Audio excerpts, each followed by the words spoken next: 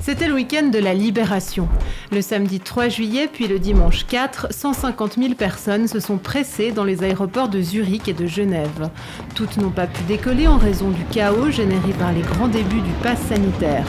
Mais au premier jour des vacances scolaires en Suisse, cette cohue augurait un été radieux pour l'industrie du tourisme. Alors le secteur du voyage a-t-il déjà terminé sa convalescence ? La réponse n'est pas si simple.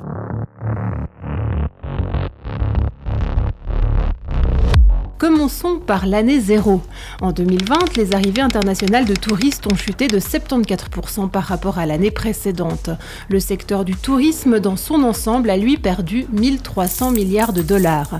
Mais depuis ce printemps, il perçoit la lumière au bout du tunnel.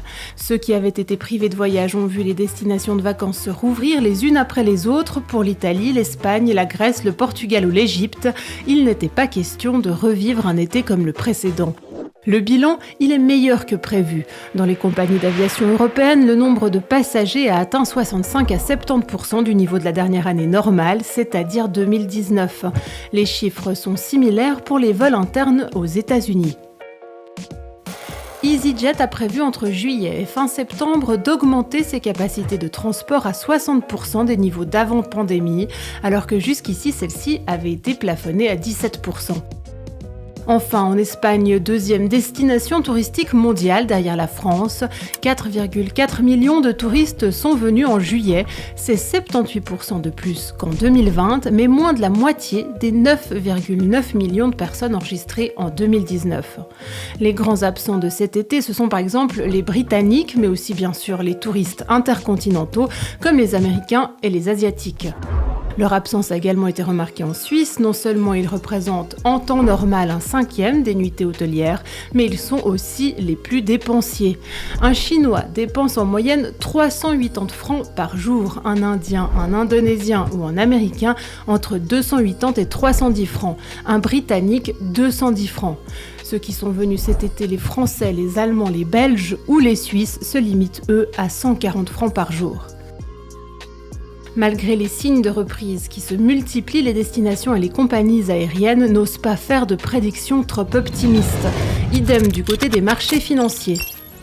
Le plus grand voyagiste du monde, TUI, voit son action remonter péniblement après avoir chuté de 52% en 2020. Depuis son entrée en bourse en décembre 2020, Airbnb a plus ou moins fait du surplace. EasyJet continue sa chute après avoir perdu 15% l'an dernier. Lufthansa, le propriétaire de Swiss, affiche un recul de 25% après une chute de 30% l'an dernier. Quant au géant américain des croisières Carnival, qui avait coulé de presque 60% en 2020, il rebondit de seulement 5% cette année. Le tourisme mondial n'a pas retrouvé son rythme d'avant-crise et personne ne sait vraiment quand et surtout si il y parviendra. Sur le tarmac, British Airways est l'exemple le plus parlant de ce à quoi les voyages de demain devraient ressembler. La compagnie aérienne britannique, dont les revenus dépendent surtout des vols long courriers et du tourisme d'affaires, a essuyé une perte de 2 milliards d'euros au premier semestre. Elle a par ailleurs licencié 10 000 personnes depuis le début de la pandémie. Son projet pour redécoller, lancer une filiale spécialisée dans les vols court courrier et ainsi pouvoir régater avec ceux qui apparaissent aujourd'hui encore plus comme les rois du ciel européen, j'ai nommé Ryanair et EasyJet.